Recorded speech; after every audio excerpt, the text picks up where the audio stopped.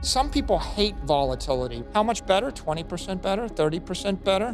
What I say to them, they don't take my advice. No, it's okay. It's okay. Now, everybody's got to do their thing. They're buying 50 million, shorting 40 million minute by minute. They don't even want to take an afternoon of risk. Bitcoin could go down 95% tomorrow and stay there for 5 years. You're still getting paid.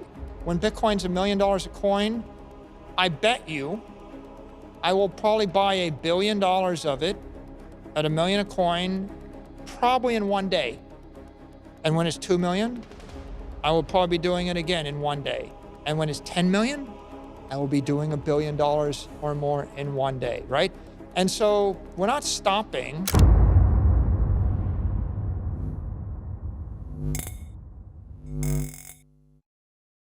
Bitcoin maximalist and Microstrategy co-founder Michael Saylor discusses his prediction and price for Bitcoin and what we can expect in the coming months. After trillions begin to pour in, and after Trump's recent inauguration, which Saylor says marked the beginning of an absolute surge in price, as we've seen multiple all-time highs for Bitcoin. Bitcoin is sitting just above 105,700, up almost 10% in the last month. Saylor believes Bitcoin is about to make history, as we witness one of the biggest price rises so far since the creation of the dominant cryptocurrency. Saylor highlights a dramatic influx of wealth flowing into Bitcoin from traditional finance institutions. He emphasizes that most people underestimate the sheer scale of this movement, and as more institutions jump into the Bitcoin game, he predicts the surge could surpass anything the market has seen before. Don't forget, our partners at Jamie Tree Finance have launched a daily 5-minute crypto newsletter with all the latest crypto and Bitcoin news. It's a fantastic analysis of on-chain crypto data and breakdowns, and the best part, it's absolutely free, which will cover expert predictions, breakdowns of on-chain crypto data, and any breaking news that you need to know, all in a nutshell. Click the first link in the description and enter your email to join over 50,000 others in becoming a better crypto investor right now. Some people hate volatility, right? The mainstream normies, they hate it. Yeah. But if you go to Susquehanna and you said, we're going to strip the volatility from Microstrategy, we wouldn't have $100 billion, $95 billion open interest. Do you know what happens when you strip the volatility from a company our size? I know, because I have another company that I started, and the other company is twice as big as Microstrategy in revenue, and twice as big in EBITDA, and it's well run, and it's just a great company. The open interest is $5 million. Wow. We're 98 billion, as I'm speaking to you right now. So there's a big market, a $300 trillion market for, fixed income, coupon generating, principal protected, low volatility instruments.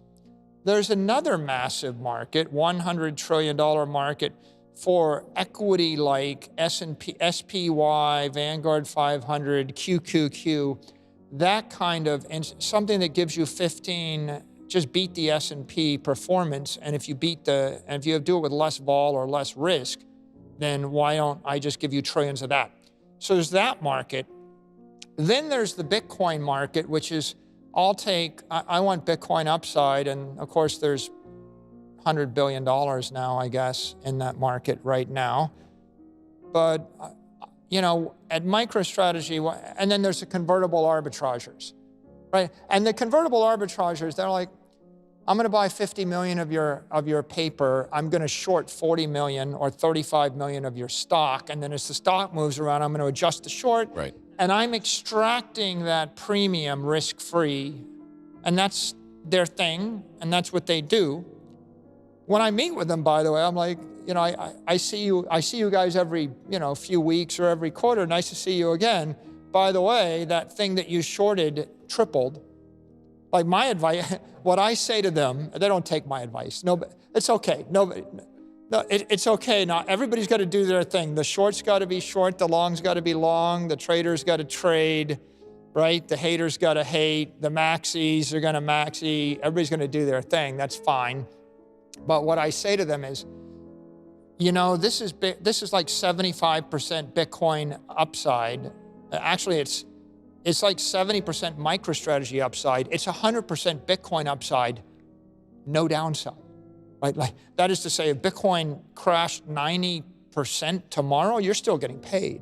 Bitcoin could go down 95% tomorrow and stay there for 5 years. You're still getting paid. It's like you're already hedged. You're already 10x over collateralized. Why are you hedging it again, right? But there are some people that do hedge, they double hedge it. So there's a group of people that buy that convert, and they just buy the convert, they're already hedged, and they outperform Bitcoin without the risk. There's other people that, by the way, that's one type of view. There are other people, they don't want to take the risk for an hour. Like literally the afternoon they're buying the bond. When the stock's moving around, they're buying 50 million, shorting 40 million minute by minute. They don't even want to take an afternoon of risk. Right. Saylor confidently predicts that explosive growth is looming on the horizon, embracing an unyielding enthusiasm for the Bitcoin realm, as BlackRock and many other crypto giants are doing just that. Saylor reassures that a long-expected surge awaits as we head into 2025. When Bitcoin's $1 million a coin, I bet you I will probably buy $1 billion of it at $1 million a coin, probably in one day. Yep. And when it's 2 million, I will probably be doing it again in one day. And when it's 10 million, I will be doing $1 billion or more in one day, right? And so we're not stopping. Most people don't have the math, but if you're a quant, right, model the value of selling a fixed income instrument where what I gave you was a guaranteed coupon and I gave you over collateralization and principal security. But in return, I took the float, I took the vol up front. I'm getting $1 billion from you, and it's going to trade with a 60 vol, right? Anybody, it's like $1 billion flywheel spending 60 RPM. There's energy in it, right? Yeah. So when I get the $1 billion and it's spending 60 vol, I can probably sell the volatility for 100 million a year. Right, so you hand it to me. Absolutely. I'm making 100 million a year holding it, then it's going up 30 to 60%. I'm getting that. Yeah. And then I've also got another float, which is another intangible. I'm holding the capital in the fiat economy, and that provides collateral for something else. When you put it all together, that means that really the spread is like 85%, 80, it could be easily 80 to 85%. Yeah. Okay, well, that means you sell $10 billion of that instrument, you capture $8 to $8.5 billion of Bitcoin that you stack on top of your existing equity. That's the leverage in the common. So the strategy we pursue is we strip away the risk and the volatility of the people that hate it, and we just give them something which is just better than everything else. Right? It's better than all the bank preferreds, and it's better than all the real estate preferreds, and it's better than corporate investment grades, and it's better than junk, and it's better than private credit, and it's better than, better than the S&P. It might be better than a Bitcoin ETF. We'll just give you something, how much better? 20% better, 30% better? But then we keep the rest, and the rest goes into MSTR. MSTR then does 1.5, our target was 1.5x Bitcoin, but the truth is we got to 2x. Yeah. Well, when we're running at 2x Bitcoin and 2x vol, like we have a vol, Bitcoin vol is 60, we're 120, 140. Plug that into Black-Scholes, right? What that means, by the way, is if you look at the call rate, if I sell an at-the-market call 30 days out on IBIT, you generate 100% interest. If you sell the same call 30 days out on MSTR, you generate 220%. And it's insane. That is insane. 200%. There's $2 trillion in Bitcoin in the 21st century economy. We're the bridge. We're going to continue to create Bitcoin-backed securities to channel that capital from an inefficient energy form to a more efficient structure. The ongoing adoption of Bitcoin by governments, institutions, and media signifies a broader recognition of its value. However, Saylor asserts this journey is just beginning, comparing the initial years to the current widespread interest and investment, with a giant spotlight on Bitcoin ETFs. Saylor highlights this being a significant development in the financial ecosystem. Saylor challenges the conventional economic metrics, asserting that these metrics are often manipulated to paint a specific narrative, selectively measured to create desired effects rather than reflecting the true state of the economy. In this context, Bitcoin emerges as an alternative, detached from the manipulations of the conventional economic sphere.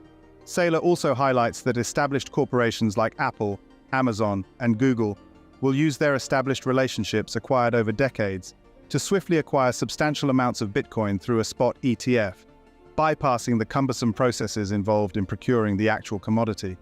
This disparity underscores the transformative power of cryptocurrencies in traditional financial institutions. Michael Saylor underscores the importance of embracing digital currencies as the economic landscape is changing rapidly, and urges investors to leverage Bitcoin's potential to secure a more prosperous financial future. What do you think about the latest interview with Michael Saylor? And how do you think Bitcoin's trajectory in the coming months will impact the crypto market and the world of investing?